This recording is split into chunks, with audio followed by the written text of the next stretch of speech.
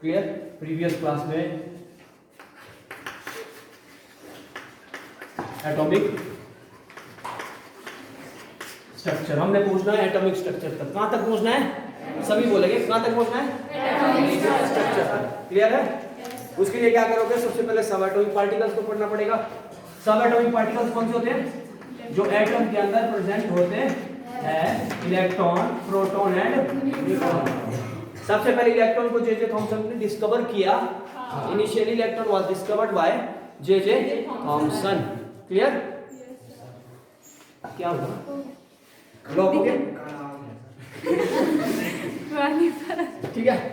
Electron is discovered by J Thomson and he has just set up one experiment. Discharge tube के experiment काफी चल रहे थे, ठीक है। और discharge tube some source of power is going to be connected to that discharge tube. Two electrode, one is positive and another is negative. Cathode is negative, anode is positive. Then power will be passed through this battery or any source of energy. Clear. So then electron will emit from the electrode and move towards the positive side. Some wave emit from one side to move towards which is invisible. उसको देखने के लिए हमने क्या किया, दूसरी side anode वाली side fluorescent की ट्यूब लगा दी या शीट लगा दी, जैसे जिंक सल्फाइड हो गया या कोई और हो गया। तो वहां पे हमें वो ऑब्जर्वेशन मिली स्कैंटिलेशन की टाइप्स के। जब वो टकराई तो वो अपनी वहां पे जैसे मैंने बोला ट्विंकलिंग स्टार की तरह वहां पे ऑब्जर्वेशन दी। क्लियर। तो वहां से हमें पता चला। बाकी उसकी प्रॉपर्टी के बारे में हमने डिफरेंट एक्सपेरिमेंट उन्होंने किए, तो उनके लगा कि सीधी लाइन में जाती है, इसके पास काइनेटिक एनर्जी होती है। All these things they have discovered. Clear. उसके बाद प्रोटॉन सेम चीज रिवर्स डायरेक्शन में, one is perforated electrode and one is complete electrode, ठीक है। जो रिलीज उसमें बेटा इलेक्ट्रॉन हो गए और दूसरा यहाँ प्रेशर बहुत कम था, रिड्यूस कर दिया प्रेशर, ठीक है ना। और थोड़ा सा सेकंड जब प्रोटॉन को डिस्कवर करना था उस टाइम प्रेशर बढ़ा दिया। ये तो थी जनरल सी बात। क्लियर। उसके बाद हम आए थे एटॉमिक मॉडल पर। पहला मॉडल था J Thomson, first model given by J Thomson, ठीक है। प्लम पडिंग मॉडल और वाटरमेलन मॉडल। क्लियर। कि पूरा होल क्या है, all whole is round, circle is और all atom is positively charge and electron are embedded inside this, ठीक है। Like seed is embedded inside watermelon. Clear. Drawback से ही था, जब अल्फा पार्टिकल की स्कैटरिंग हुई तो रदरफोर्ड ने बताया कि भाई ये पूरा भरा हुआ नहीं है, ये खाली में काफी पार्ट इसका क्या है, खाली है। Most of the part of the atom is hollow होता है, खाली, ठीक है ना। कि मैक्सिमम पार्ट किसका, एटम का क्या खाली है। जब इन्होंने क्या किया, अल्फा पार्टिकल को स्ट्राइक करा। अल्फा पार्टिकल कहां से आए, ये रेडियो एक्टिव एलिमेंट से आएंगे, वो छोड़ दो आप, कोई बात, ठीक है। दिस इज कोई भी सोर्स हो सकता है अल्फा पार्टिकल का, ना समझो। उसको हमने क्या किया, उस लाइट को एक ही डायरेक्शन में ले जाने के लिए, ताकि उसकी इंटेंसिटी बढ़ जाती है। क्लियर। तो उसको स्ट्राइक करा गोल्ड फॉइल से। किससे, गोल्ड फॉइल से। गोल्ड के अंदर एटम होता है, उस फॉइल से स्ट्राइक किया। यहाँ ऑब्जर्वेशन देखी हमने, लगाया ना आपकी बुक में गोल छोटा सा पॉइंट बीच में दिया, तो वहां ऑब्जर्वेशन देखी, यहाँ जिंक सल्फाइड की प्लेट लगा दी। किसकी लगा दी, फिर हमें लगा कि किस डेविएशन में सबसे ज्यादा रेज जो आ रही है, maximum 90% rays is passing as it is without undeviated. 90% जो रेज है पीछे से अल्फा पार्टिकल्स आ रहे हैं, वो सीधे जा रहे हैं without any deviation. It means that major of the part of the this circle और this atom is hollow, empty. Clear. दूसरी चीज, कुछ डेविएट हो रहे, इसका मतलब वहां कुछ चीजें हैं, मतलब देयर इज सम ऑर्बिट, ये भी रदरफोर्ड ने बता दिया। क्लियर। उसके बाद नेक्स्ट वन कि सेंटर में कुछ छोटा सा पार्ट ऐसा है जो ना के बराबर है। क्या है बेटा, क्लियर। उसे क्या बोला, वहां से जब ये रेज टकराई, जैसे 20,000 में से एक रेज अगर वहां से टकराई तो उसी डायरेक्शन में वापस आ रही है। कहने का मतलब है 4 एटॉमिक मास यूनिट से भी बड़ा कोई मास है जो सेंटर में बैठा हुआ है, और जिसकी वजह से ये भी वापस आ रही। तो this model is responsible for the discovery of nucleus. Clear है। ये भी अनस्टेबल रहा, जैसा लड़की ने बताया, क्या नाम है आपका, साक्षी ने बताया कि ये भी अनस्टेबल रहा क्योंकि it could not explain the stability of atom. आप मैंने बोला था 9th की बुक आपने देखनी है, वहां पे ये चीज सारी दी हुई है, 101% दी है, सारी चीजें दी है, कोई बड़ी नई चीज नहीं है। इंग्लिश और हिंदी का सिर्फ हुआ है, बाकी सारी चीजें दी हुई है। नेक्स्ट मॉडल आया, क्योंकि इसमें क्या था, bore atomic model. Bore is the name of the scientist जिन्होंने आइंस्टाइन को भी चैलेंज किया था। क्लियर? अरे बात, बड़े बड़े साइंटिस्टों में इनका नाम आता है, ठीक है। Bore atomic model, clear? इसके बारे में लिख लो आप।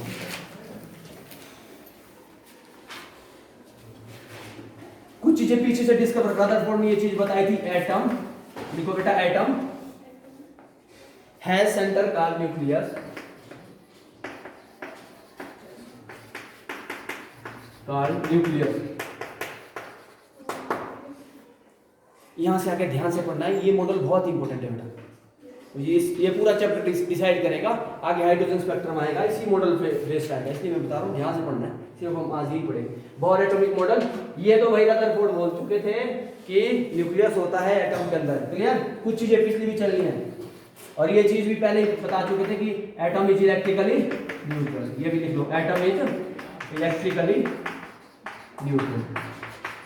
कहने का मतलब है जितने नेगेटिव चार्ज हो गए उतने ही पॉजिटिव, ये भी पीछे से आ रही है बात भी, ठीक है।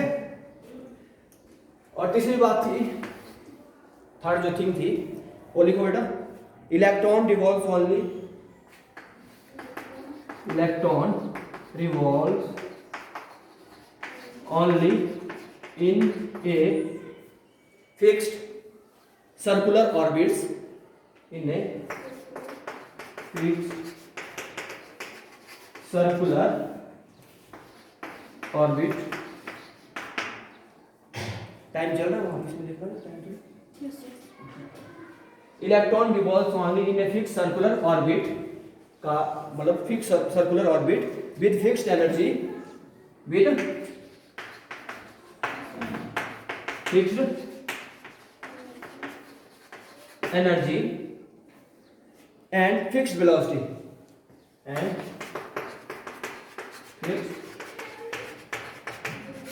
velocity। क्लियर इतनी बात? These are the postulate of Bohr atomic model। उन्होंने डिस्कवरी की, फिर ये इंटरप्रिटेशन नहीं आया इनके पास। पहला चीज बोली जो पीछे से आई थी रदरफोर्ड से, उन्होंने बोला atom has a centre called nucleus, ठीक है बात हुई। दूसरा आइटम इज इलेक्ट्रिकली न्यूट्रल, ये भी बात सही है। थर्ड चीज बोली electron revolves only in a fixed circular orbit with fixed energy, fixed velocity, ठीक है। उसकी एनर्जी भी फिक्स्ड होगी, उसकी वेलोसिटी भी। ये चीज रदरफोर्ड एक्सप्लेन नहीं कर पाए थे, क्लियर है? आ रही समझ बात है?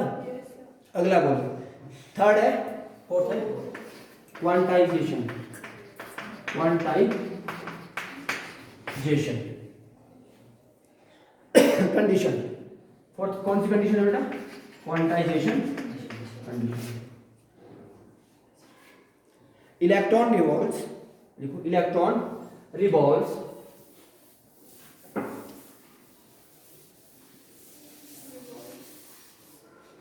around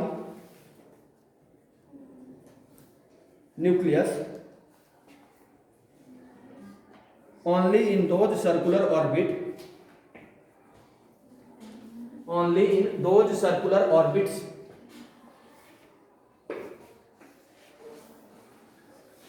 for which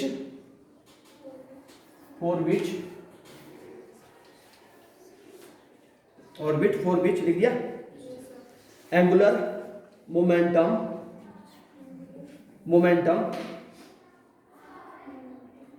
is integral of multiple of, angular momentum is integral multiple of h by 2 pi, h by l is the angular momentum। क्या है बेटा? angular momentum l is the integral multiple of h by 2 pi। N क्या बोलेंगे आप? N की value कितनी? 1 हो सकती है, 2 3, फ्रैक्शन में इसकी वैल्यू नहीं होगी, बटे में इसकी वैल्यू नहीं होगी। यार ये समझ बात है?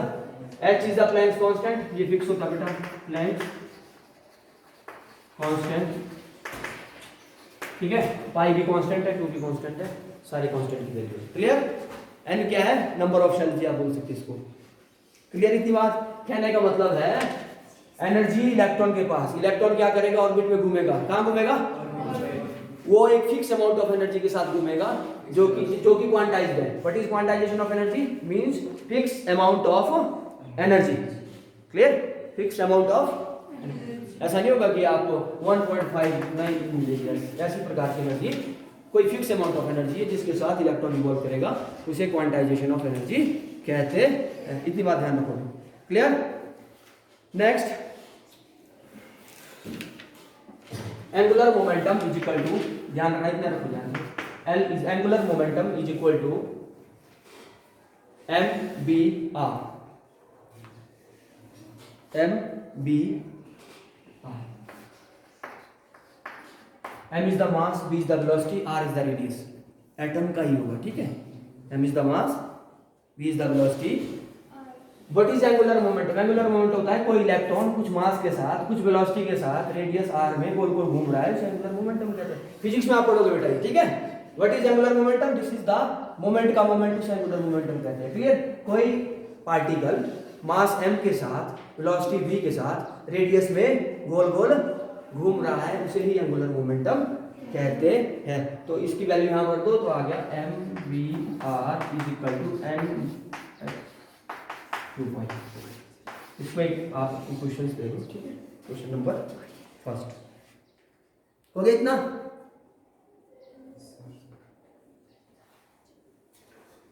एल की वैल्यू ये भर दी, यहाँ कुछ नहीं है। This one is the constant value. N क्या है? N is the number of shell. मैंने बोला ना शेल नंबर, शेल। बस करते रहो आप, अभी अभी थोड़ा ध्यान धीरे धीरे आ जाएगा समझ। क्लियर हो गया भाई ये पोस्टुलेट। नेक्स्ट वन कौन सा नंबर है? चौथा, पांचवा, छठा? लिखो, इसमें लिखो, while revolving the electron around the nucleus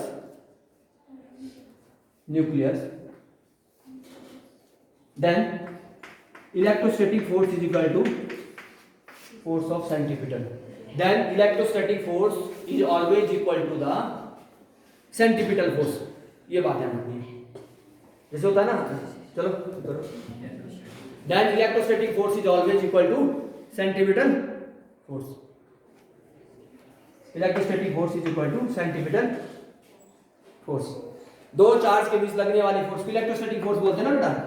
यहाँ न्यूक्लियस है न्यूक्लियस, ये इलेक्ट्रॉन में घूम रहा है गोल गोल, इनके बीच कोई फोर्स लगा आ रहा ना, फोर्स ऑफ अट्रैक्शन। ये इसको अपनी ओर खींच रहा है। जैसे मैं पत्थर ले लूं, रस्सी में पत्थर बांध दिया, ठीक है, फिर मैंने गोल घुमाया, मैं खींचने की कोशिश करूं, नहीं आएगा। उस फोर्स को किस में कन्वर्ट कर देगा?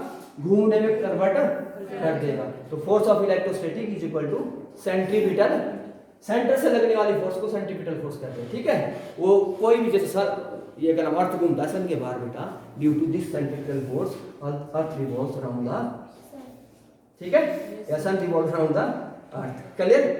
उल्टा बोल रहा है ना। तो मतलब गोल गोल घूमने के लिए जो फोर्स लगती है उसे क्या बोलते हैं? Centripetal force. क्लियर? और चार्ज के बीच जो लगने वाला फोर्स है उसे इलेक्ट्रोस्टैटिक फोर्स कहते हैं। इतनी बात समझ आती है? फिजिक्स पढ़ा नहीं होगा अभी, पर चलो धीरे धीरे पढ़ लो। देखो नेक्स्ट वन इज, अब देखो यहाँ, अब इसका वैल्यू लिखते सिर्फ आपने, अभी लिखते रहो सिर्फ, ठीक है। बाद में सारी कहानी समझ आ जाएगी, ठीक है। आ जाएगी सारी कहानी समझ? हाँ, धीरे धीरे आ जाएगी। एफ की वैल्यू लिखो बेटा, 1/4 पाई एप्सिलॉन नॉट, ठीक है। 1/4 पाई एप्सिलॉन नॉट बोलते इसको, क्या बोलते हैं? Epsilon not. ई क्या इलेक्ट्रॉन है? ई क्या है? इलेक्ट्रॉन, ठीक है। जेड होता है एटॉमिक नंबर, जेड ई होता है atomic number due to the number of proton, उसको बोलते हैं बेटा जेड। और चार्ज होता है, हमेशा चार्ज देखना ना, देखो जो चार्ज होता है, इलेक्ट्रॉन पे भी चार्ज नेगेटिव होता है, प्रोटॉन पे चार्ज क्या होता है? इसका कुल 1.6 कितना बोला था मैंने? 1.6 into 10⁻⁻19 कूलम। ये दोनों पे चार्ज आता है, एक में पॉजिटिव एक में, इसलिए वैल्यू है जेड ई। जेड क्लियर हो गया इतना? अब पढ़ा नहीं आपने? पढ़ा होना, फोर्स पढ़ी होगी, फोर्स ग्रेविटेशनल फोर्स पढ़ी है।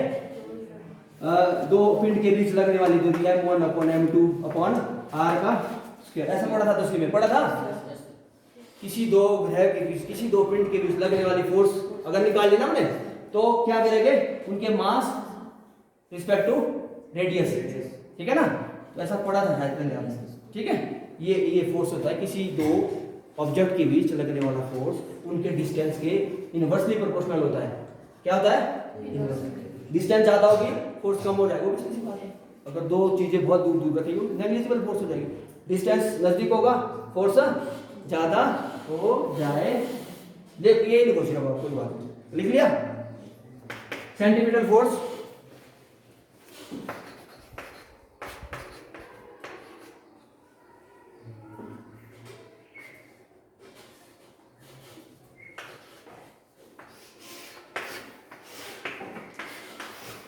इतना लिखो बस, कोई बात नहीं, ज्यादा नहीं करना। हो गया इतना, छोटा सा टिपिकल, कोई बात नहीं, क्लियर। सबसे पहले एनर्जी इलेक्ट्रॉन के पास क्या होती है, क्वांटाइज होती है। क्या होती है बेटा, what is quantization of energy, fix amount of energy which is integral multiple of h upon 2 pi, h upon 2 pi, that is known as angular momentum, h is equal to n h upon 2 pi। Clear है बात। L की value आपको पता है angular momentum की, कोई चीज मास के साथ गोल गोल घूम रही है विद वेलोसिटी v, तो एंगुलर मोमेंटम कितना हो जाएगा, mv r। फिर हमने वैल्यू बढ़ी mv r is equal to n h upon 2 pi। दूसरी बात आई, जब कोई चीज गोल गोल घूमती है तो उनके दो पिंड के बीच का लगने वाला force that is electrostatic force बराबर हो जाता है, और सेंट्रीपिटल फोर्स जो सेंटर पे लगता है वो दोनों इक्वल हो जाते हैं। इलेक्ट्रोस्टैटिक फोर्स की वैल्यू ये होती है 1/4 pi epsilon नॉट, दो चार्ज उनके बीच का रेडियस का स्क्वायर, उनके बीच का रेडियस का स्क्वायर, और सेंटीमीटर फोर्स की वैल्यू ये होती है mv स्क्वायर अपॉन। यहां तक समझ आ गया, आ गया यहां तक समझ, कंफर्म। नेक्स्ट क्वेश्चन, बोलेंगे सर आप बड़ा टिपिकल बना रहे बच्चों, कोई नहीं। while revolving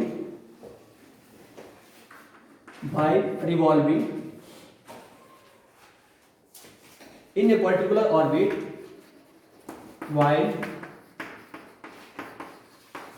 revolving in a particular orbit, what is orbit, this is the fixed space around the nucleus in which electron revolves। आगे समझ बात, एक फिक्स जगह है न्यूक्लियस के बाहर जहां इलेक्ट्रॉन घूमता है, ना इधर से इधर जा सकता ना इधर से, अकॉर्डिंग टू दिस कांसेप्ट। आगे समझ बात ना, व्हाट इज ऑर्बिट, एक फिक्स जगह है न्यूक्लियस के बाहर जहां इलेक्ट्रॉन घूम रहा है, that is called orbit. The fixed space around the nucleus in which electron revolves is known as orbit. Clear इतनी बात, क्लियर है भाई, ठीक है। while revolving in a particular orbit an electron, ये बहुत इंपॉर्टेंट हुआ है, ऑस्किलेट बेटा, electron neither gain nor lose energy, ना तो ये एनर्जी देगा ना ये एनर्जी देगा।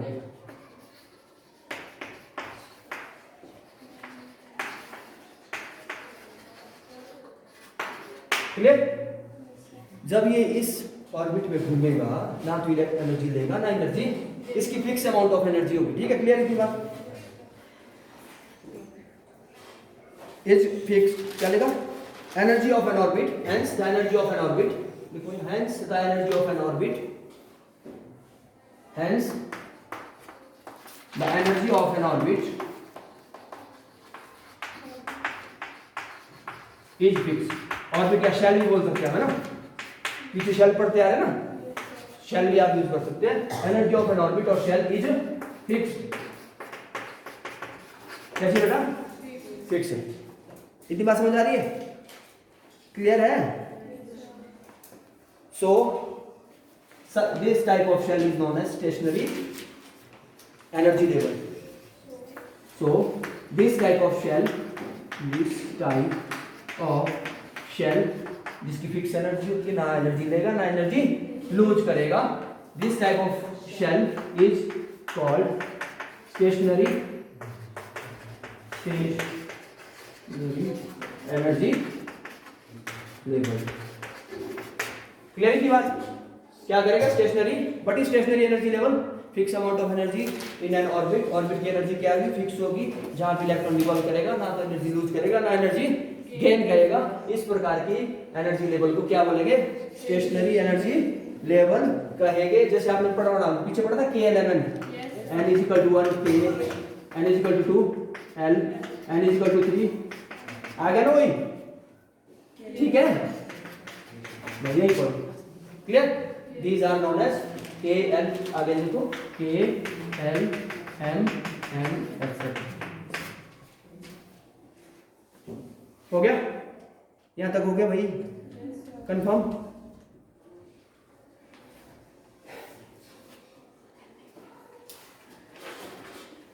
कैलकुलेशन मिल जाओगा, बस मैं कुछ फॉर्मूला लिखा देता हूँ, हो गया जितना जो आपके काम आएंगे। अब होता है एटम के पास रेडियस भी होता है, एटम की एनर्जी भी होती है, क्लियर है। शेल के पास रेडियस भी है, एनर्जी भी है।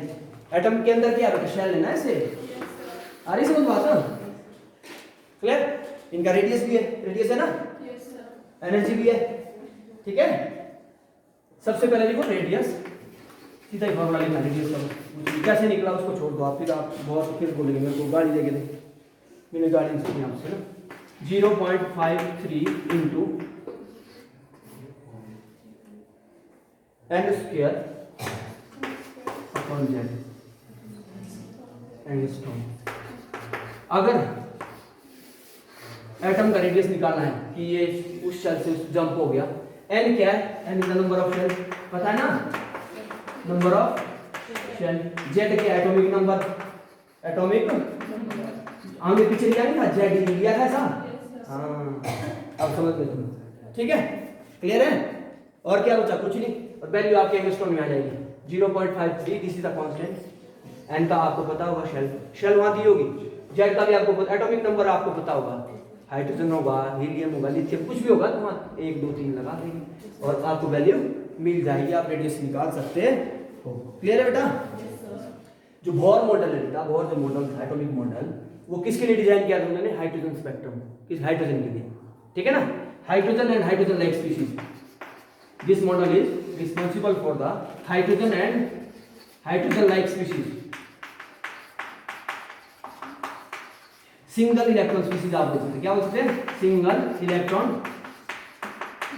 प्रोटॉन तो है ही नहीं इसके पास, हाइड्रोजन के पास प्रोटॉन होता नहीं है, इसके पास एक इलेक्ट्रॉन ही होता है, अरे समझ, क्लियर है। प्रोटॉन भी होगा, न्यूट्रॉन नहीं होता, ठीक है।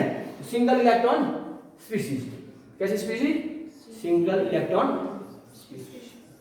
तो आप किन किन के रेडियस निकाल सकते हैं, एक हाइड्रोजन हो गया, उसका रेडियस निकाल दो, ठीक है, इलेक्ट्रॉन है। अब आपको बोलेगा हीलियम, हीलियम का एटम नंबर 2 है, एक इलेक्ट्रॉन लूज करने के बाद इसका आप निकाल सकते हैं, अरे समझ बात है। इसमें एक इलेक्ट्रॉन बचा ना बेटा, पॉजिटिव का मतलब है इलेक्ट्रॉन को लूज करना, क्या मतलब है, इलेक्ट्रॉन को। हीलियम का क्या है, एटॉमिक नंबर कितना है, 2 है, तो एक इलेक्ट्रॉन देगा तो इसमें पॉजिटिव चार्ज आ जाएगा, एक इलेक्ट्रॉन देगा तो इस पे, इसलिए लिथियम 2 2 लगा दो, एक इलेक्ट्रॉन बचा ना इसमें। Beryllium, hydrogen, helium, lithium, beryllium, 1 2, थोड़ा समझने के लिए बस, जस्ट थोड़ा सा देखो, क्लियर हो गया। रेडियस का ये फॉर्मूला आप अंडरलाइन अच्छे से करोगे, क्लियर। उसके बाद ये लिखोगे, लिख दिया, हो गया इतना। आगे चलिए, रेडियस के बाद क्या होता है, वेलोसिटी। मोशन में ना, ये चार्ज भी है, हमेशा घूमता रहता है, इलेक्ट्रॉन घूमता है ना। नेक्स्ट है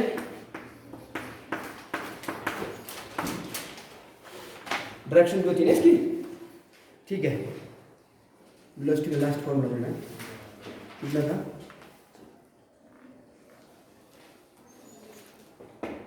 लिख लो, velocity of nth shell is equal to 2.18, ऐसे नोट्स में डाल दो, आपको काम आ सकता है, 10⁻⁶ मीटर पर सेकंड। जेड आपको पता है, ठीक है, तो जेड की वैल्यू आपको पता होनी चाहिए, मिलनी चाहिए, z upon n, sorry n is the number of shell, है ना, ये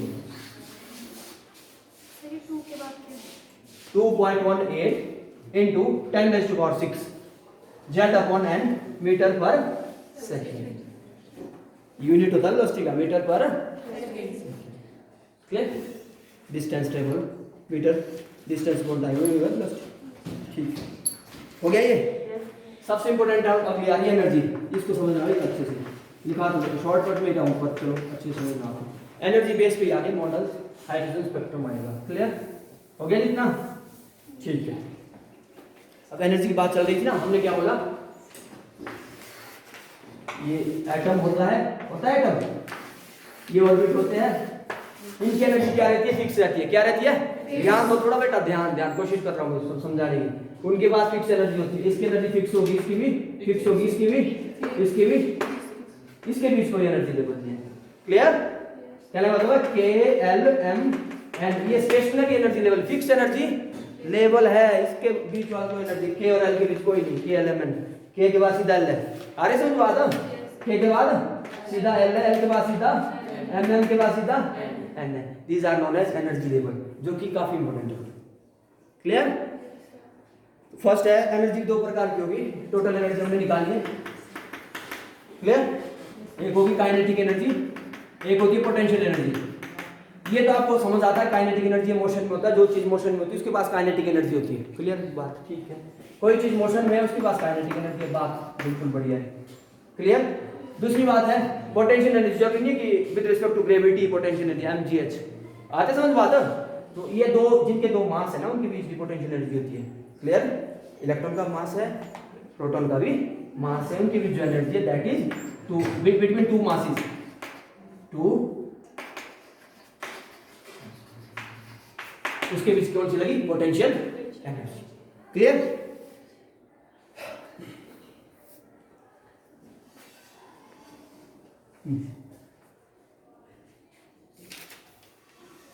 ठीक। काइनेटिक एनर्जी की वैल्यू ऐसे ध्यान रखो, उसका ऐसे लिख लीजिए, छोड़ दो 13.6 into z square upon n electron volt. इसको अंडरलाइन करना है ना, मतलब ब्रैकेट में डाल देना इसको, z square upon n square निकालना है ना। This is the value of kinetic energy which is calculated experimentally from different formulas. Clear हो गई बात? Electron volt, this is our unit, electron volt EB. Clear? Energy electron volt में। Clear? अगला लिखो potential energy,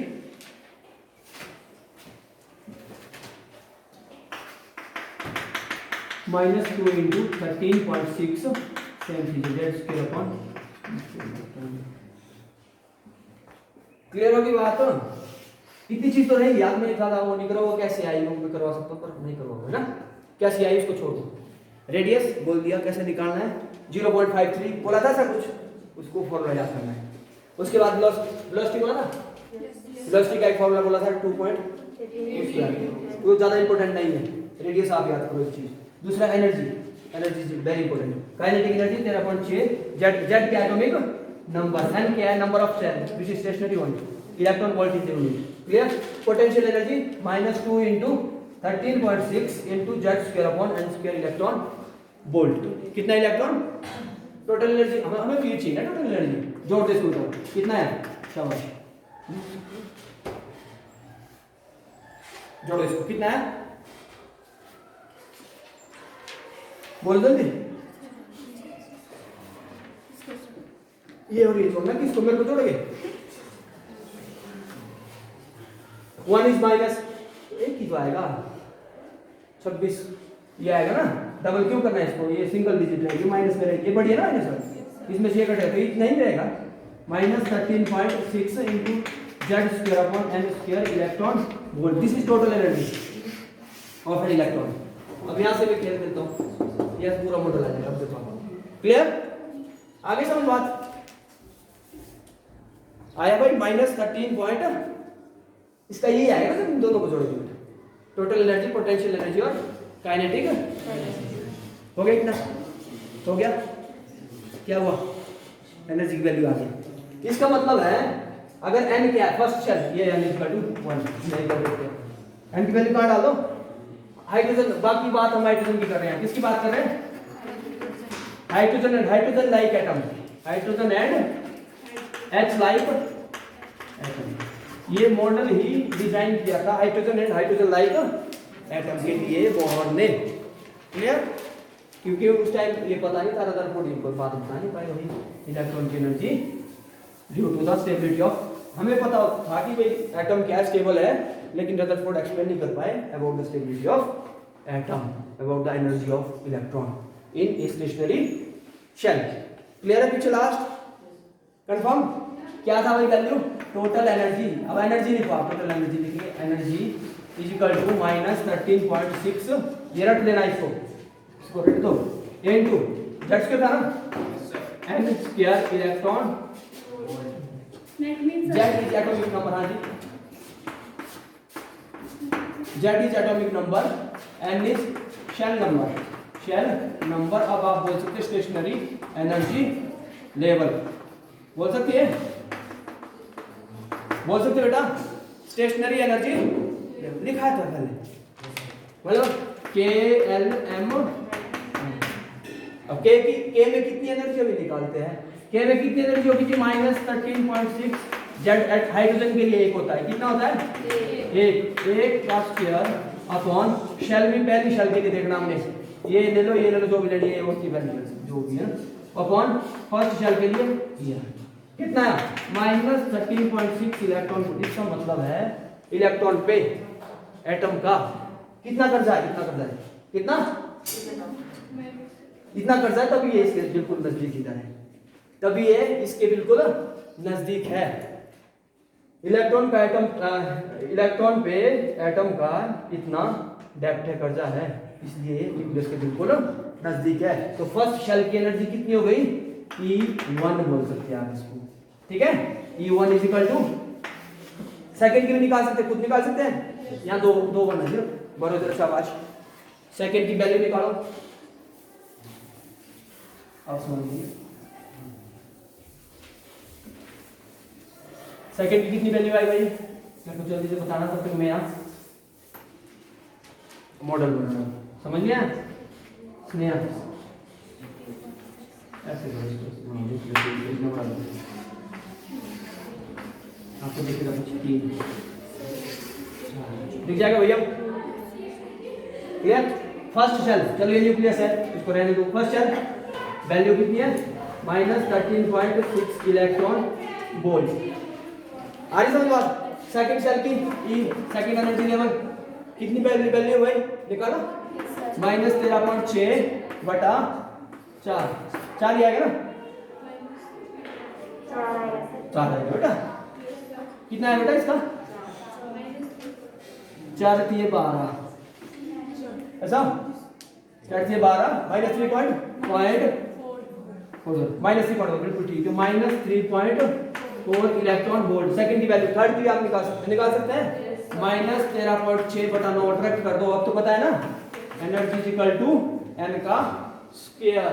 तीसरी N कितना है? यहाँ 3 है, यहाँ एन कितना है? 2 है, यहाँ एन कितना था? 1, उसकी वैल्यू तो माइनस 13.6 इलेक्ट्रॉन वोल्ट ही थी। कितनी थी? माइनस 13। दिमाग मेरा से लिखा ना, आ रहा समझ? बोलो बॉयज, नहीं आ रहा तुम बोलो कुछ, ठीक है? थर्ड की निकालो, बॉयज निकालिए।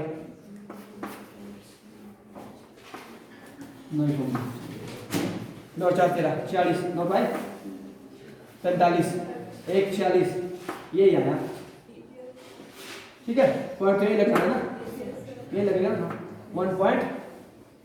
1.51 इलेक्ट्रॉन अप्रोक्सीमेटली, ठीक है? ये आ गया E3। E4 की सेम वैल्यू माइनस 13.6 बटा 4 है ना, 16, 0 पॉइंट समथिंग आया, 0 पॉइंट आएगा बेटा। ऐसा करो ना, इसको 136 बटा 16 गुना 10 अलग कर दो, इसको 16 से दे दो, बाद में पॉइंट लगा देना। भाग भी मेरे से थोड़ा 16 कम 16 करो 32, क्या करना? शाबाश शाबाश शाबाश, जल्दी से बताओ। 0 ले लेगा, 0 क्यों? पूरा 16 था 160 होता है, 8 से जाएगा बेटा, 8 से 48, 4 8 का 128, ये जाएगा 8 से जाएगा, ठीक है? 18 आ रही बात गया, 8 से 48, 4 8 में 12, ठीक है? कितना आया यहाँ? 8 ही रहा ना, हो गया क्लोज। अब लगा पॉइंट, अब आ गया जी 80, 16 पॉइंट 80 हो गया। काम हो गया, ठीक हमारा। अब क्या करना है, अब और बच गए 8.5/10 कितना है 0. लिखो जो अगला एनर्जी -0.85 इलेक्ट्रॉन वोल्ट। इसका मतलब है जब हम इधर इधर को आ रहे हैं energy will increase, energy will increase. हो रही है increase when we are moving from centre to first shell to last shell nth shell. Clear? और टोटल एनर्जी जीरो कब होगी, ये बात ध्यान यहाँ देखो, ध्यान दे लो। टोटल एनर्जी जीरो कब होगी, जब n क्या है tends to infinity, n tends to infinity. Atom के लिए तो छोटी सी डिस्टेंस भी इनफाइनाइट है, because size of the atom is so small. आ रही समझ बात? तो total energy will be zero when the value of n is infinity. When we move from nucleus first shell to periphery towards nth position, nth shell, then the energy of the system will increase. Energy of the system will increase. अब आगे बात समझ।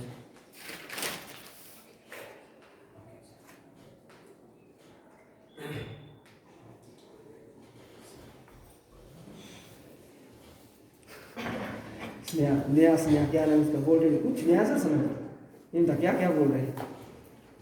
पढ़ लेना, कल छुट्टी है ना, पूरा चैप्टर अच्छे से पढ़ लेना। कहीं दिक्कत आएगी मैं वीडियो डाल दूंगा, इसकी एज इट इज आपको मिल जाएगा और एक बार देखने के लिए, ठीक है? और चैनल को सब्सक्राइब जरूर करना है।